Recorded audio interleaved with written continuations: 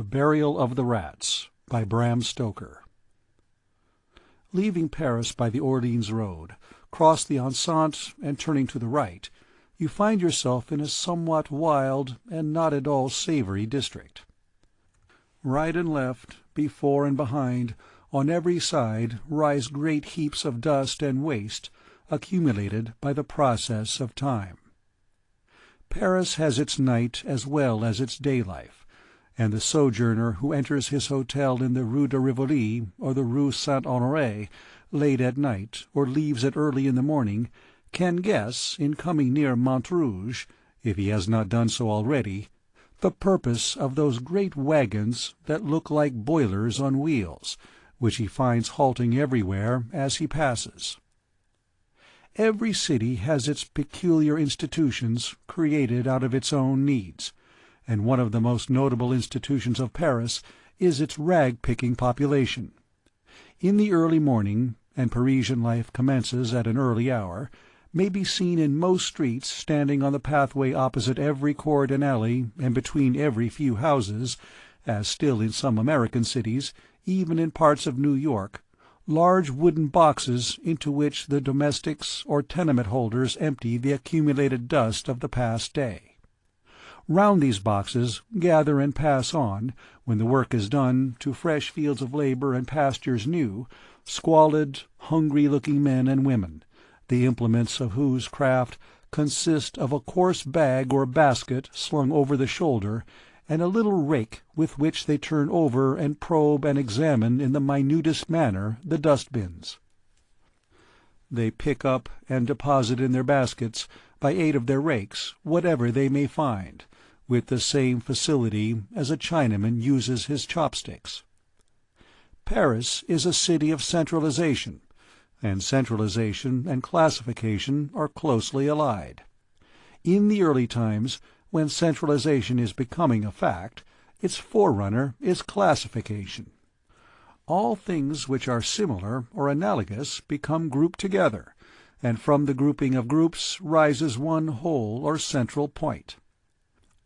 We see radiating many long arms with innumerable tentaculi, and in the center rises a gigantic head with a comprehensive brain and keen eyes to look on every side, and ears sensitive to hear, and a voracious mouth to swallow. Other cities resemble all the birds and beasts and fishes whose appetites and digestions are normal. Paris alone is the analogal apotheosis of the octopus. Product of centralization carried to an ad absurdum, it fairly represents the devil-fish, and in no respects is the resemblance more curious than in the similarity of the digestive apparatus. Those intelligent tourists who, having surrendered their individuality into the hands of Messrs. Cook or Gauzet, do Paris in 3 days, are often puzzled to know how it is that the dinner which in London would cost about 6 shillings can be had for 3 francs in a café in the Palais Royal. They need have no more wonder if they will but consider the classification which is a theoretic specialty of the Parisian life, and adopt all round the fact from which the chiffonier has his genesis. The Paris of 1850 was not like the Paris of to-day, and those who see the Paris of Napoleon and Baron Haussmann can hardly realize the existence of the state of things 45 years ago. Amongst other things, however, which have not changed are those districts where the waste is gathered. Dust is dust all the world over, in every age, and the family likeness of dust-heaps is perfect. The traveller, therefore, who visits the environs of Montrouge can go back in fancy without difficulty to the year 1850. In this year I was making a prolonged stay in Paris.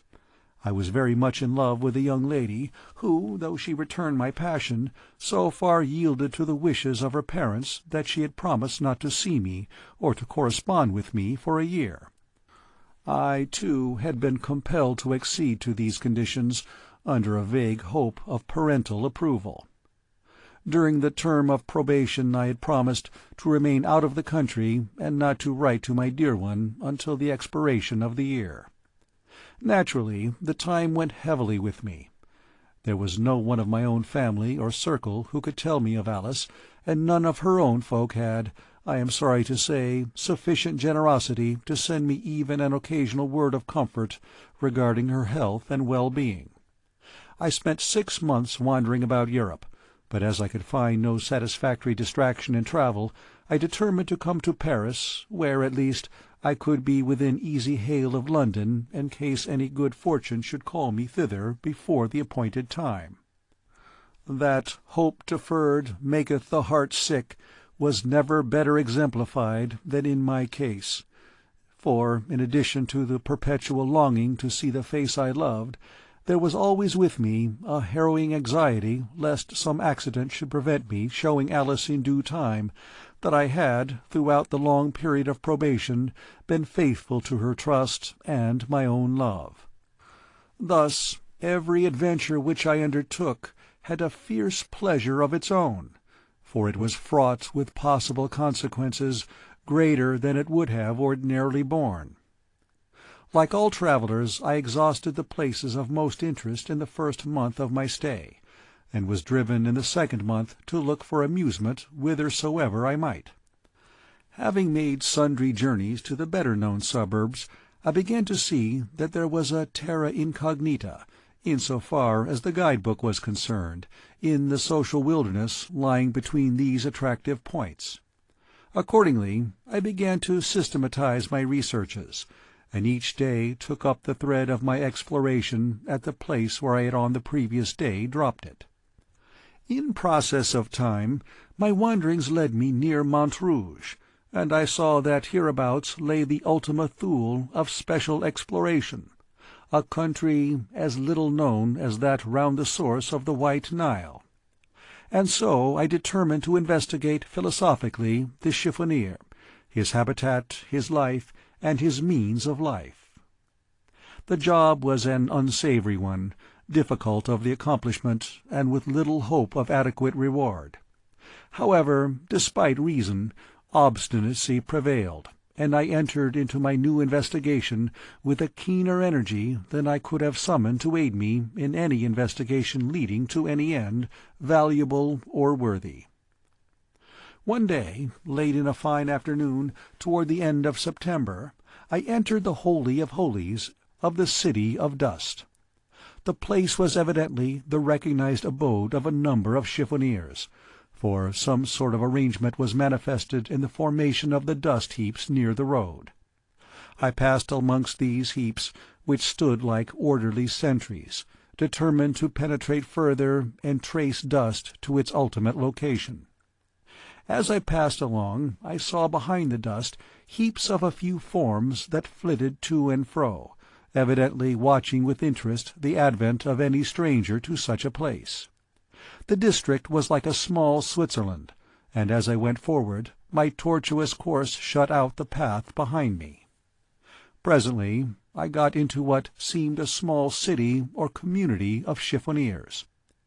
There were a number of shanties or huts, such as may be met with in the remote parts of the bog of Allen, rude places with wattled walls, plastered with mud, and roofs of rude thatch, made from stable refuse, such places as one would not like to enter for any consideration, and which, even in water-colour, could only look picturesque if judiciously treated. In the midst of these huts was one of the strangest adaptations, I cannot say habitations, I had ever seen. An immense old wardrobe, the colossal remnant of some boudoir of Charles VII. Or Henry II., had been converted into a dwelling-house. The double doors lay open, so that the entire menage was open to public view. In the open half of the wardrobe was a common sitting-room of some 4 feet by 6, in which sat, smoking their pipes round a charcoal brazier, no fewer than 6 old soldiers of the First Republic, with their uniforms torn and worn threadbare. Evidently they were of the mauvais sujet class. Their blear eyes and limp jaws told plainly of a common love of absinthe, and their eyes had that haggard, worn look which stamps the drunkard at his worst, and that look of slumbering ferocity which follows hard in the wake of drink. The other side stood as of old, with its shelves intact, save that they were cut to half their depth, and in each shelf, of which there were 6, was a bed made with rags and straw. The half-dozen of worthies who inhabited this structure looked at me curiously as I passed, and when I looked back after going a little way I saw their heads together in a whispered conference. I did not like the look of this at all, for the place was very lonely, and the men looked very, very villainous. However, I did not see any cause for fear, and went on my way, penetrating further and further into the Sahara. The way was tortuous to a degree, and from going round in a series of semicircles, as one goes in skating with the Dutch roll, I got rather confused with regard to the points of the compass. When I had penetrated a little way, I saw, as I turned the corner of a half-made heap, sitting on a heap of straw, an old soldier with a threadbare coat. "Hello," I said to myself, "the First Republic is well represented here in its soldiery." As I passed him, the old man never even looked up at me, but gazed on the ground with stolid persistency. Again I remarked to myself, "See what a life of rude warfare can do. This old man's curiosity is a thing of the past." When I had gone a few steps, however, I looked back suddenly and saw that the curiosity was not dead, for the veteran had raised his head and was regarding me with a very queer expression. He seemed to me to look very like one of the 6 worthies in the press. When he saw me looking, he dropped his head, and without thinking further of him, I went on my way, satisfied that there was a strange likeness between these old warriors. Presently I met another old soldier in a similar manner. He, too, did not notice me whilst I was passing. By this time it was getting late in the afternoon, and I began to think of retracing my steps. Accordingly I turned to go back, but could see a number of tracks leading between different mounds, and could not ascertain which of them I should take. In my perplexity I wanted to see someone of whom to ask the way, but could see no one. I determined to go on a few mounds further, and so try to see someone, not a veteran. I gained my object, for after going a couple of 100 yards I saw before me a single shanty such as I had seen before, with, however, the difference that this was not one for living in, but merely a roof with 3 walls open in front. From the evidences which the neighbourhood exhibited, I took it to be a place for sorting. Within it was an old woman, wrinkled and bent with age. I approached her to ask the way. She rose as I came close, and I asked her my way. She immediately commenced a conversation, and it occurred to me that here in the very centre of the kingdom of dust was the place to gather details of the history of Parisian rag-picking, particularly as I could do so from the lips of one who looked like the oldest inhabitant. I began my inquiries, and the old woman gave me most interesting answers. She had been one of the citeuses who sat daily before the guillotine, and had taken an active part among the women who signalized themselves by their violence in the Revolution. While we were talking, she said suddenly, "But monsieur must be tired standing," and dusted a rickety old stool for me to sit down. I hardly liked to do so for many reasons, but the poor old woman was so civil that I did not like to run the risk of hurting her by refusing, and, moreover, the conversation of one who had been at the taking of the Bastille was so interesting that I sat down, and so our conversation went on. While we were talking, an old man, older and more bent and wrinkled even than the woman, appeared from behind the shanty. "Here is Pierre," said she. "Monsieur can hear stories now if he wishes, for Pierre was in everything, from the Bastille to Waterloo." The old man took another stool at my request, and we plunged into a sea of revolutionary reminiscences. This old man, albeit clothed like a scarecrow, was like any one of the 6 veterans. I was now sitting in the centre of the low hut, with the woman on my left hand and the man on my right, each of them being somewhat in front of me. The place was full of all sorts of curious objects of lumber, and of many things that I wished far away. In one corner was a heap of rags which seemed to move from the number of vermin it contained, and in the other a heap of bones whose odour was something shocking. Every now and then, glancing at the heaps, I could see the gleaming eyes of some of the rats which infested the place. These loathsome objects were bad enough, but what looked even more dreadful was an old butcher's axe with an iron handle stained with clots of blood, leaning up against the wall on the right-hand side. Still, these things did not give me much concern. The talk of the two old people was so fascinating that I stayed on, till the evening came and the dust heaps threw dark shadows over the vales between them. After a time I began to grow uneasy. I could not tell how or why, but somehow I did not feel satisfied. Uneasiness is an instinct and means warning. The psychic faculties are often the sentries of the intellect, and when they sound alarm, the reason begins to act, although perhaps not consciously. This was so with me.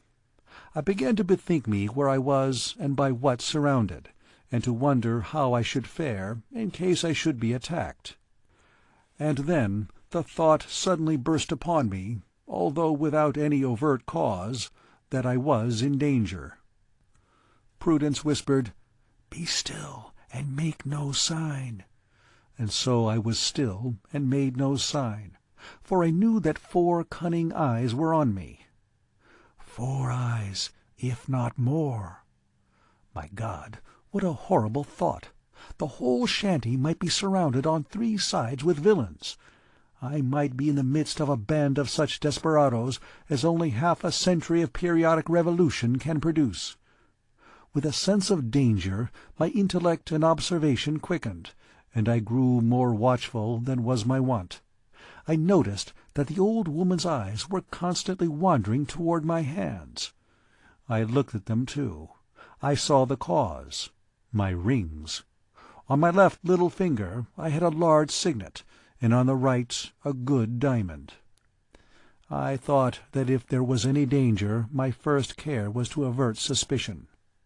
Accordingly I began to work the conversation round to rag-picking, to the drains, of the things found there, and so by easy stages to jewels. Then, seizing a favourable opportunity, I asked the old woman if she knew anything of such things. She answered that she did, a little. I held out my right hand, and, showing her the diamond, asked her what she thought of that. She answered that her eyes were bad, and she stooped over my hand. I said as nonchalantly as I could, "Pardon me, you will see better thus," and, taking it off, handed it to her. An unholy light came into her withered old face as she touched it. She stole one glance at me, swift and keen as a flash of lightning. She bent over the ring for a moment, her face quite concealed, as though examining it. The old man looked straight out of the front of the shanty before him, at the same time fumbling in his pockets and producing a screw of tobacco in a paper and a pipe, which he proceeded to fill. I took advantage of the pause, and the momentary rest from the searching eyes on my face, to look carefully round the place, now dim and shadowy in the gloaming. There still lay all the heaps of varied reeking foulness. There the terrible blood-stained axe, leaning against the wall in the right-hand corner, and everywhere, despite the gloom, the baleful glitter of the eyes of the rats. I could see them even through some of the chinks of the boards at the back, low down close to the ground. But stay, these latter eyes seemed more than usually large and bright and baleful. For an instant my heart stood still, and I felt in that whirling condition of mind in which one feels a sort of spiritual drunkenness, and as though the body is only maintained erect in that there is no time for it to fall before recovery. Then, in another second, I was calm, coldly calm, with all my energies in full vigor, with a self-control which I felt to be perfect, and with all my feeling and instincts alert. Now I knew the full extent of my danger. I was watched and surrounded by desperate people. I could not even guess at how many of them were lying there on the ground behind the shanty, waiting for the moment to strike. I knew that I was big and strong, and they knew it too. They knew also, as I did, that I was an Englishman and would make a fight for it. And so we waited. I had, I felt, gained an advantage in the last few seconds, for I knew my danger and understood the situation. Now, I thought, is the test of my courage, the enduring test. The fighting test may come later. The old woman raised her head and said to me in a satisfied kind of way, "A very fine ring, indeed, a beautiful ring. Oh me, I once had such rings, plenty of them, and bracelets and earrings. Oh, for in those fine days I led the town a dance, but they have forgotten me now, they forgotten me. They? Why, they never heard of me. Perhaps their grandfathers remember me, some of them." And she laughed a harsh, croaking laugh. And then I am bound to say that she astonished me, for she handed me back the ring with a certain suggestion of old-fashioned grace which was not without its pathos.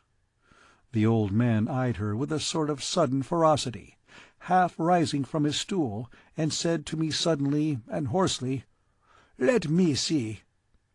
I was about to hand the ring, when the old woman said, "No, no, do not give it to Pierre. Pierre is eccentric. He loses things, and such a pretty ring." "Cut!" said the old man savagely. Suddenly the old woman said, rather more loudly than was necessary, "Wait! I shall tell you something about a ring." There was something in the sound of her voice that jarred upon me. Perhaps it was my hypersensitiveness, wrought up as I was to such a pitch of nervous excitement, but I seemed to think that she was not addressing me. As I stole a glance round the place, I saw the eyes of the rats in the bone-heaps, but I missed the eyes along the back. But even as I looked I saw them again appear. The old woman's "Wait!"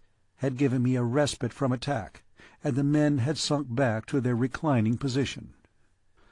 "I once lost a ring, a beautiful diamond hoop that had belonged to a queen, and which was given to me by a farmer of the taxes, who afterwards cut his throat because I sent him away. I thought it must have been stolen, and taxed my people, but I could get no trace.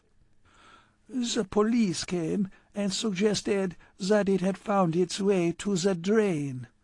We descended, I in my fine clothes, for I would not trust them with my beautiful ring.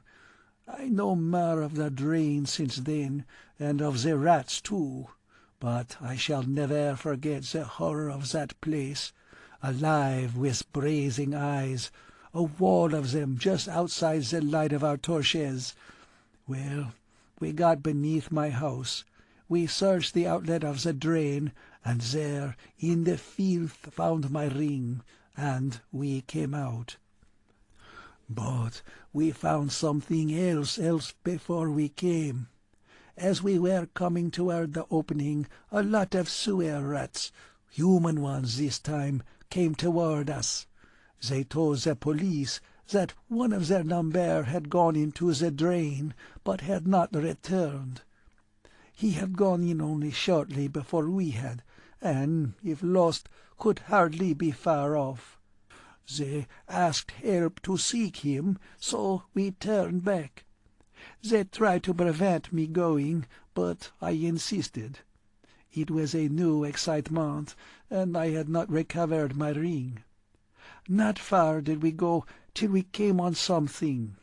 There was but little water, and the bottom of the drain was raised with brick, rubbish, and much matter of the kind.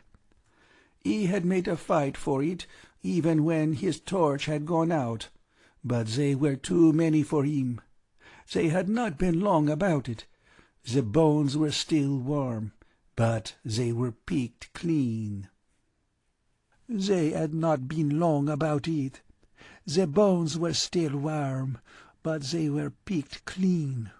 They had even eaten their own dead ones, and there were bones of rats as well as of the men. They took it cool enough, those other, the human ones, and joked of their comrade when they found him dead, though they would have helped him living. Bah! What matters it, life or death? "And had you no fear?"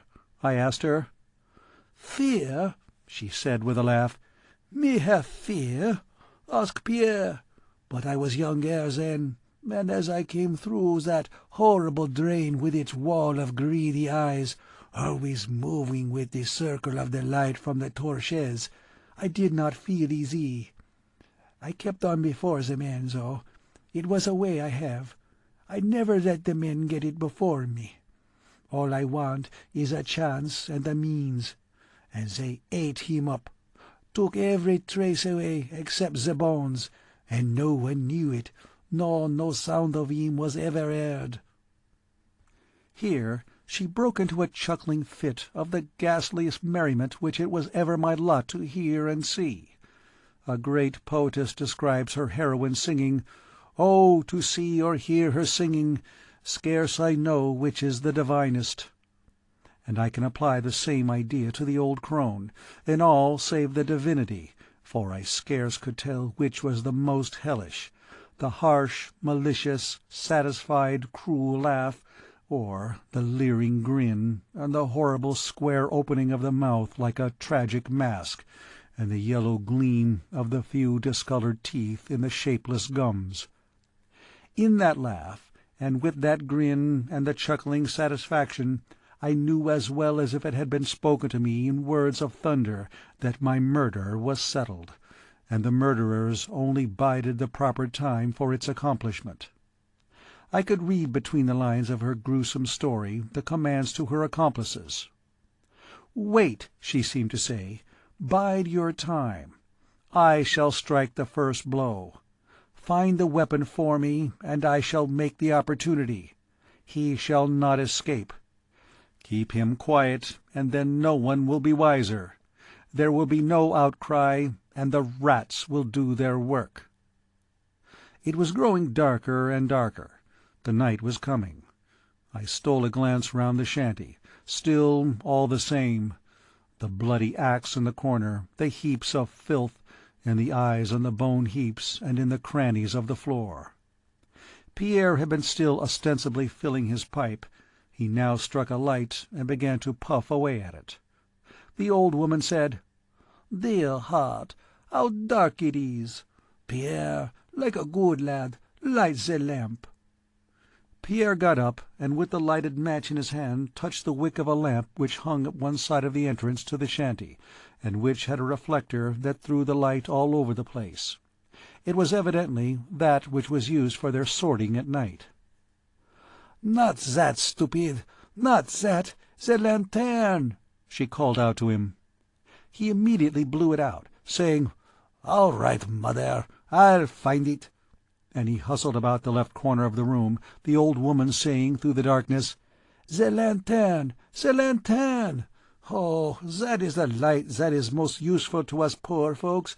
The lantern was the friend of the Revolution. It is the friend of the chiffonnier. It helps us when all else fails." Hardly had she said the word when there was a kind of creaking of the whole place, and something was steadily dragged over the roof. Again I seemed to read between the lines of her words. I knew the lesson of the lantern.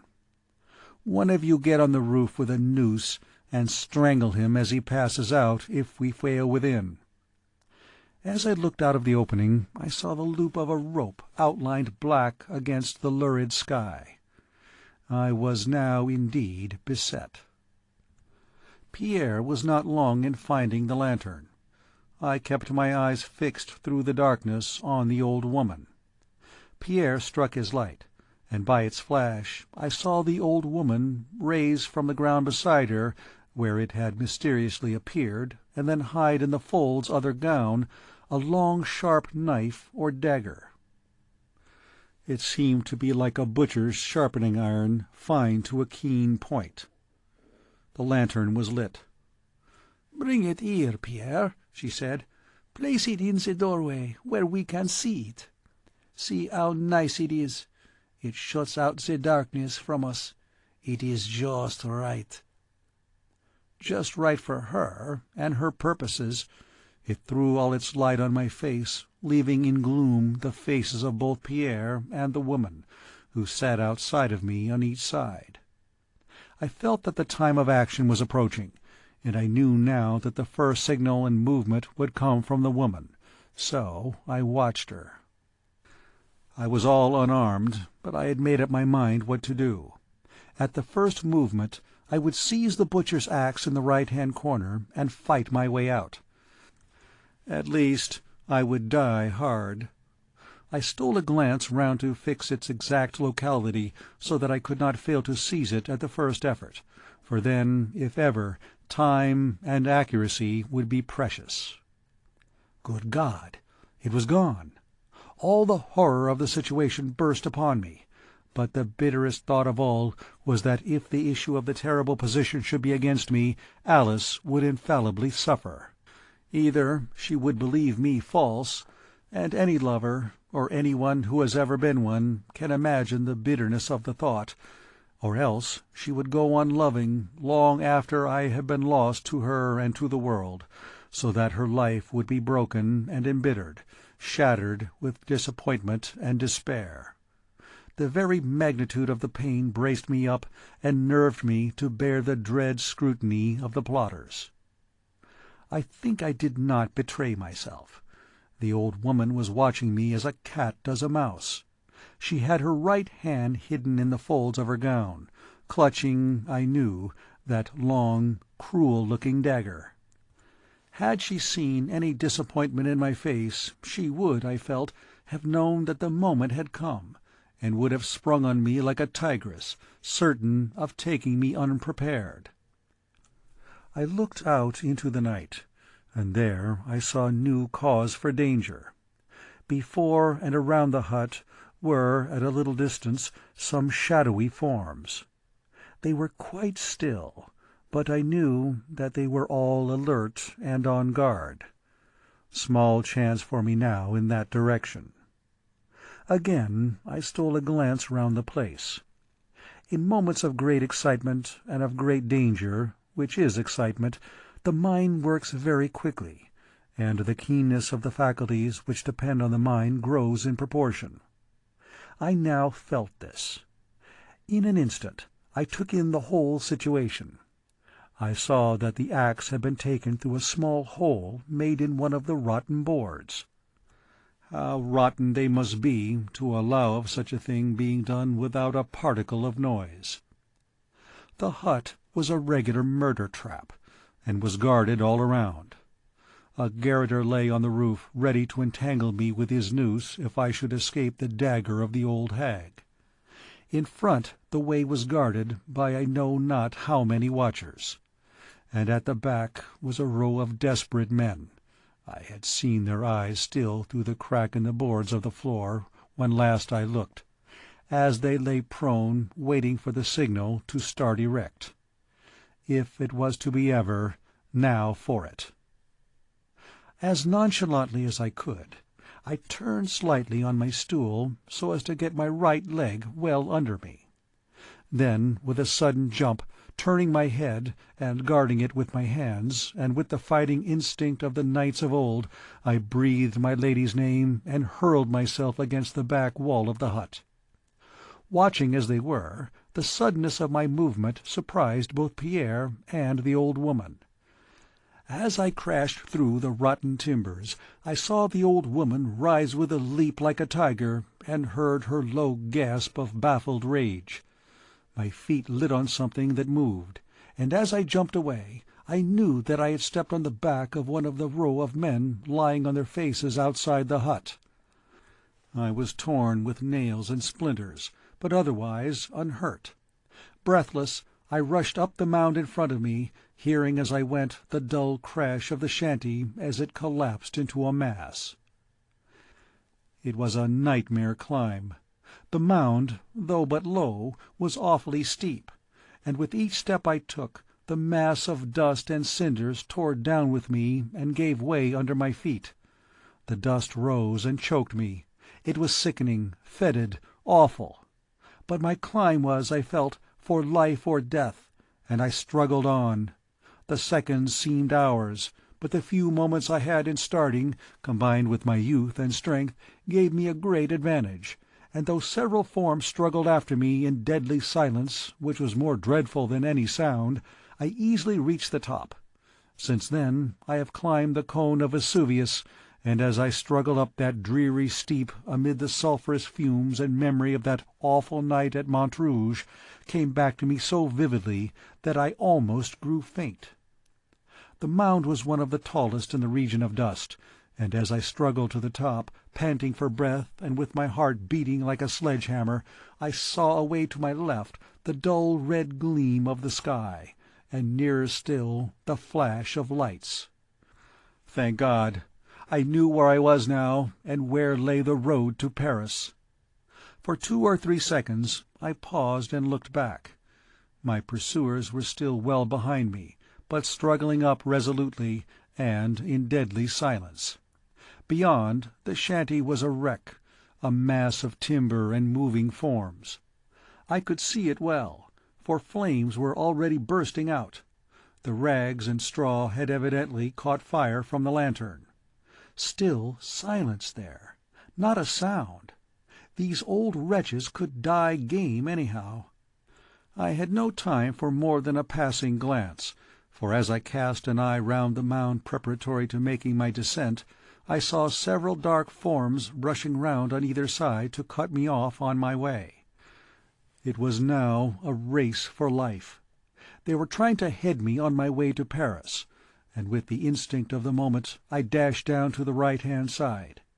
I was just in time, for, though I came as it seemed to me down the steep in a few steps, the wary old men who were watching me turned back, and one, as I rushed by into the opening between the 2 mounds in front, almost struck me a blow with that terrible butcher's axe. There could surely not be 2 such weapons about. Then began a really horrible chase. I easily ran ahead of the old men, and even when some younger ones and a few women joined in the hunt, I easily distanced them. But I did not know the way, and I could not even guide myself by the light in the sky, for I was running away from it. I had heard that, unless of conscious purpose, hunted men turn always to the left, and so I found it now. And so, I suppose, knew also my pursuers, who were more animals than men, and with cunning or instinct had found out such secrets for themselves. For on finishing a quick spurt, after which I intended to take a moment's breathing space, I suddenly saw ahead of me 2 or 3 forms swiftly passing behind a mound to the right. I was in the spider's web now, indeed. But with the thought of this new danger came the resource of the hunted, and so I darted down the next turning to the right. I continued in this direction for some 100 yards, and then, making a turn to the left again, felt certain that I had, at any rate, avoided the danger of being surrounded. But not of pursuit, for on came the rabble after me, steady, dogged, relentless, and still in grim silence. In the greater darkness, the mounds seemed now to be somewhat smaller than before, although, for the night was closing, they looked bigger in proportion. I was now well ahead of my pursuers, so I made a dart up the mound in front. Oh, joy of joys! I was close to the edge of this inferno of dust-heaps. Away behind me the red light of Paris in the sky, and towering up behind rose the heights of Montmartre, a dim light with here and there brilliant points like stars. Restored to vigor in a moment, I ran over the few remaining mounds of decreasing size, and found myself on the level land beyond. Even then, however, the prospect was not inviting. All before me was dark and dismal, and I had evidently come on one of those dank, low-lying waste places which are found here and there in the neighbourhood of great cities. Places of waste and desolation, where the space is required for the ultimate agglomeration of all that is noxious, and the ground is so poor as to create no desire of occupancy even in the lowest squatter. With eyes accustomed to the gloom of the evening, and away now from the shadows of those dreadful dust-heaps, I could see much more easily than I could a little while ago. It might have been, of course, that the glare in the sky of the lights of Paris, though the city was some miles away, was reflected here. Howsoever it was, I saw well enough to take bearings for certainly some little distance around me. In front was a bleak, flat waste that seemed almost dead level, with here and there the dark shimmering of stagnant pools. Seemingly far off on the right, amid a small cluster of scattered lights, rose a dark mass of Fort Montrouge, and away to the left in the dim distance, pointed with stray gleams from cottage windows, the lights in the sky showed the locality of Bicêtre. A moment's thought decided me to take to the right and to try to reach Montrouge. There at least would be some sort of safety, and I might possibly long before come on some of the cross-roads which I knew. Somewhere, not far off, must lie the strategic road made to connect the outlying chain of forts circling the city. Then I looked back. Coming over the mounds, and outlined black against the glare of the Parisian horizon, I saw several moving figures, and still away to the right several more deploying out between me and my destination. They evidently meant to cut me off in this direction, and so my choice became constricted. It lay now between going straight ahead or turning to the left. Stooping to the ground, so as to get the advantage of the horizon as a line of sight, I looked carefully in this direction, but could detect no sign of my enemies. I argued that as they had not guarded, or were not trying to guard that point, there was evidently danger to me there already, so I made up my mind to go straight on before me. It was not an inviting prospect, and as I went on the reality grew worse. The ground became soft and oozy, and now and again gave way beneath me in a sickening kind of way. I seemed somehow to be going down, for I saw round me places seemingly more elevated than where I was, and this in a place which from a little way back seemed dead level. I looked around, but could see none of my pursuers. This was strange, for all along these birds of the night had followed me through the darkness as well as though it was broad daylight. How I blamed myself for coming out in my light-coloured tourist suit of tweed. The silence, and my not being able to see my enemies, whilst I felt that they were watching me, grew appalling, and in the hope of someone not of this ghastly crew hearing me, I raised my voice and shouted several times. There was not the slightest response. Not even an echo rewarded my efforts. For a while I stood stock still and kept my eyes in one direction. On one of the rising places around me I saw something dark move along, then another, and another. This was to my left, and seemingly moving to head me off. I thought that again I might with my skill as a runner elude my enemies at this game, and so with all my speed darted forward. Splash! My feet had given way in a mass of slimy rubbish, and I had fallen headlong into a reeking, stagnant pool. The water, and the mud in which my arms sank up to the elbows, was filthy and nauseous beyond description, and in the suddenness of my fall I had actually swallowed some of the filthy stuff, which nearly choked me, and made me gasp for breath. Never shall I forget the moments during which I stood trying to recover myself, almost fainting from the fetid odor of the filthy pool, whose white mist rose ghost-like around. Worst of all, with the acute despair of the hunted animal, when he sees the pursuing pack closing on him, I saw before my eyes, whilst I stood helpless, the dark forms of my pursuers moving swiftly to surround me. It is curious how our minds work on odd matters, even when the energies of thought are seemingly concentrated on some terrible and pressing need. I was in momentary peril of my life. My safety depended on my action, and my choice of alternatives coming now with almost every step I took. And yet I could not but think of the strange, dogged persistency of these old men. Their silent resolution, their steadfast, grim persistency, even in such a cause, commanded, as well as fear, even a measure of respect. What must they have been in the vigor of their youth? I could understand now that whirlwind rush on the bridge of Arcola, that scornful exclamation of the Old Guard at Waterloo. Unconscious celebration has its own pleasures, even at such moments. But, fortunately, it does not in any way clash with the thought from which action springs. I realized at a glance that so far I was defeated in my object. My enemies as yet had won.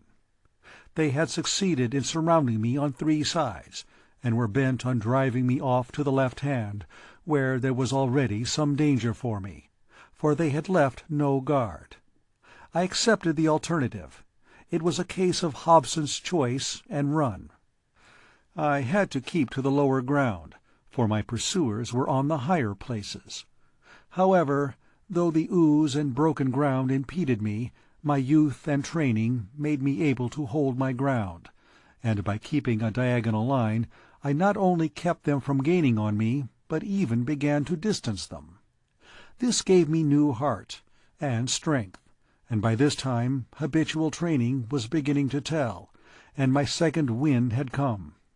Before me the ground rose slightly. I rushed up the slope, and found before me a waste of watery slime, with a low dike or bank looking black and grim beyond. I felt that if I could but reach that dike in safety, I could there, with solid ground under my feet and some kind of path to guide me, find with comparative ease a way out of my troubles. After a glance right and left, and seeing no one near, I kept my eyes for a few minutes to their rightful work of aiding my feet, whilst I crossed the swamp. It was rough, hard work, but there was little danger, merely toil, and a short time took me to the dike. I rushed up the slope exulting, but here again I met a new shock. On either side of me rose a number of crouching figures. From right and left they rushed at me. Each body held a rope. The cordon was nearly complete. I could pass on neither side, and the end was near. There was only one chance, and I took it. I hurled myself across the dike, and escaping out of the very clutches of my foes, threw myself into the stream. At any other time I should have thought that water foul and filthy, but now it was as welcome as the most crystal stream to the parched traveller. It was a highway of safety. My pursuers rushed after me. Had only one of them held the rope, it would have been all up with me, for he could have entangled me before I had time to swim a stroke. But the many hands holding it embarrassed and delayed them, and when the rope struck the water, I heard the splash well behind me. A few minutes' hard swimming took me across the stream. Refreshed with the immersion and encouraged by the escape, I climbed the dike in comparative gaiety of spirits. From the top I looked back. Through the darkness I saw my assailants scattering up and down along the dike. The pursuit was evidently not ended, and again I had to choose my course. Beyond the dyke where I stood was a wild, swampy space very similar to that which I had crossed. I determined to shun such a place, and thought for a moment whether I would take up or down the dyke. I thought I heard the muffled sound of oars, so I listened, and then shouted. No response, but the sound ceased. My enemies had evidently got a boat of some kind. As they were on the upside of me, I took the down path and began to run. As I passed to the left of where I had entered the water, I heard several splashes, soft and stealthy, like the sound a rat makes as he plunges into the stream, but vastly greater. And as I looked, I saw the dark sheen of the water broken by the ripples of several advancing heads. Some of my enemies were swimming the stream also. And now behind me, up the stream, the silence was broken by the quick rattle and creak of oars. My enemies were in hot pursuit. I put my best leg foremost and ran on. After a break of a couple of minutes, I looked back, and by a gleam of light through the ragged clouds I saw several dark forms climbing the bank behind me. The wind had now begun to rise, and the water beside me was ruffled and beginning to break in tiny waves on the bank. I had to keep my eyes pretty well on the ground before me, lest I should stumble, for I knew that to stumble was death. After a few minutes I looked back behind me. On the dyke were only a few dark figures, but crossing the waste, swampy ground were many more. What new danger this portended I did not know, could only guess. Then, as I ran, it seemed to me that my track kept ever sloping away to the right. I looked up ahead and saw that the river was much wider than before, and that the dyke on which I stood fell quite away, and beyond it was another stream on whose near bank I saw some of the dark forms now across the marsh. I was on an island of some kind. My situation was now indeed terrible, for my enemies had hemmed me in on every side. Behind came the quickening roll of the oars, as though my pursuers knew that the end was close. Around me on every side was desolation. There was not a roof or light, as far as I could see. Far off to the right rose some dark mass, but what it was I knew not. For a moment I paused to think what I should do, not for more, for my pursuers were drawing closer. Then my mind was made up. I slipped down the bank and took to the water. I struck out straight ahead, so as to gain the current by clearing the backwater of the island, for such I presume it was, when I had passed into the stream. I waited till a cloud came driving across the moon and leaving all in darkness. Then I took off my hat and laid it softly on the water, floating with the stream, and a second after dived to the right and struck out under water with all my might. I was, I suppose, half a minute under water, and when I rose, came up as softly as I could, and turning, looked back. There went my light brown hat floating merrily away. Close behind it came a rickety old boat, driven furiously by a pair of oars. The moon was still partly obscured by the drifting clouds, but in the partial light I could see a man in the bows holding aloft, ready to strike, what appeared to me to be that same dreadful pole-axe which I had before escaped. As I looked, the boat drew closer, closer, and the man struck savagely. The hat disappeared. The man fell forward, almost out of the boat. His comrades dragged him in, but without the axe, and then as I turned with all my energies bent on reaching the further bank, I heard the fierce whir of the muttered "Sacre," which marked the anger of my baffled pursuers. That was the first sound I had heard from human lips during all this dreadful chase, and, full as it was of menace and danger to me, it was a welcome sound, for it broke that awful silence which shrouded and appalled me.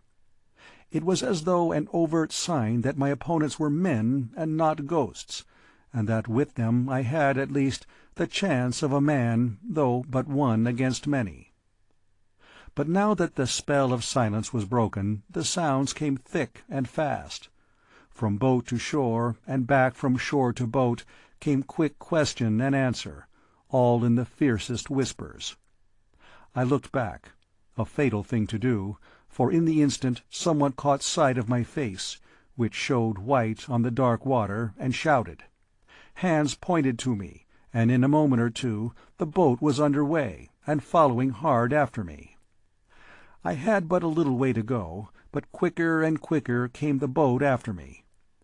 A few more strokes, and I would be on shore, but I felt the oncoming of the boat, and expected each second to feel the crash of an oar or other weapon on my head. Had I not seen that dreadful axe disappear in the water, I do not think that I could have won the shore. I heard the muttered curses of those not rowing, and the laboured breath of the rowers. With one supreme effort for life or liberty, I touched the bank and sprang up it. There was not a single second to spare, for hard behind me the boat grounded, and several dark forms sprang after me. I gained the top of the dyke, and keeping to the left, ran on again. The boat put off and followed down the stream.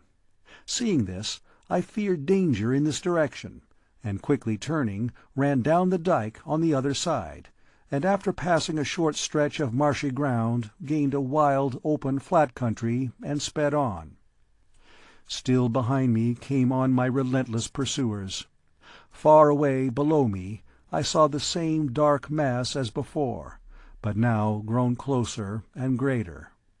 My heart gave a great thrill of delight, for I knew that it must be the fortress of Bicêtre, and with new courage I ran on. I had heard that between each and all of the protecting forts of Paris there are strategic ways, deep-sunk roads, where soldiers marching should be sheltered from an enemy. I knew that if I could gain this road I would be safe, but in the darkness I could not see any sign of it, so in blind hope of striking it I ran on. Presently I came to the edge of a deep cut, and found that down below me ran a road guarded on each side by a ditch of water, fenced on either side by a straight, high wall. Getting fainter and dizzier, I ran on. The ground got more broken, more and more still, till I staggered and fell and rose again, and ran on in the blind anguish of the hunted. Again the thought of Alice nerved me. I would not be lost and wreck her life. I would fight and struggle for life to the bitter end. With a great effort I caught the top of the wall. As, scrambling like a catamount, I drew myself up, I actually felt a hand touch the sole of my foot. I was now on a sort of causeway, and before me I saw a dim light. Blind and dizzy, I ran on, staggered and fell, rising, covered with dust and blood. "Halt là!" The words sounded like a voice from heaven. A blaze of light seemed to enwrap me, and I shouted with joy. "Qui là-bas?" The rattle of musketry, the flash of steel before my eyes. Instinctively I stopped, though close behind me came a rush of my pursuers. Another word or two, and out from a gateway poured, as it seemed to me, a tide of red and blue, as the guard turned out. All around seemed blazing with light, and the flash of steel, the clink and rattle of arms, and the loud, harsh voices of command. As I fell forward, utterly exhausted, a soldier caught me. I looked back in dreadful expectation, and saw the mass of dark forms disappearing into the night. Then I must have fainted. When I recovered my senses, I was in the guard-room. They gave me a brandy, and after a while I was able to tell them something of what had passed. Then a commissary of police appeared, apparently out of the empty air, as is the way of the Parisian police officer. He listened attentively, and then had a moment's consultation with the officer in command. Apparently they were agreed, for they asked me if I were ready now to come with them. "Where to?" I asked, rising to go. "Back to the dust heaps. We shall, perhaps, catch them yet." "I shall try," said I. He eyed me for a moment keenly, and said suddenly, "Would you like to wait a while, or till tomorrow, young Englishman?" This touched me to the quick, as perhaps he intended, and I jumped to my feet. "Come now," I said. "Now! Now! An Englishman is always ready for his duty." The commissary was a good fellow, as well as a shrewd one. He slapped my shoulder kindly. "Brave garçon," he said. "Forgive me, but I knew what you would do most good. The guard is ready. Come." And so, passing right through the guard-room and through a long vaulted passage, we were out into the night. A few of the men in front had powerful lanterns. Through courtyards and down a sloping way we passed out through a low archway to a sunken road, the same that I had seen in my flight. The order was given to get at the double, and with a quick, springing stride, half run, half walk, the soldiers went swiftly along. I felt my strength renewed again. Such is the difference between hunter and hunted. A very short distance took us to a low-lying pontoon bridge across the stream, and evidently very little higher up than I had struck it. Some effort had evidently been made to damage it, for the ropes had all been cut, and one of the chains had been broken. I heard the officer say to the commissary, "We are just in time. A few more minutes, and they would have destroyed the bridge. Forward, quicker still!" And on we went. Again we reached a pontoon on the winding stream. As we came up, we heard the hollow boom of the metal drums as the efforts to destroy the bridge was again renewed. A word of command was given, and several men raised their rifles. "Fire!" A volley rang out. There was a muffled cry, and the dark forms disappeared. But the evil was done, and we saw the far end of the pontoon swing into the stream. This was a serious delay, and it was nearly an hour before we had renewed ropes and restored the bridge sufficiently to allow us to cross. We renewed the chase. Quicker we went toward the dust heaps. After a time we came to a place that I knew. There were the remains of a fire. A few smouldering wood ashes still cast a red glow, but the bulk of the ashes were cold. I knew the site of the hut and the hill behind it up which I had rushed, and in the flickering glow the eyes of the rats still shone with a sort of phosphorescence. The commissary spoke a word to the officer, and he cried, "Halt!" The soldiers were ordered to spread around and watch, and then we commenced to examine the ruins. The commissary himself began to lift away the charred boards and rubbish. These the soldiers took and piled together.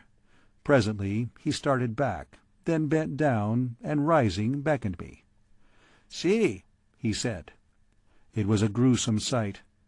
There lay a skeleton face downwards, a woman by the lines, an old woman by the coarse fibre of the bone.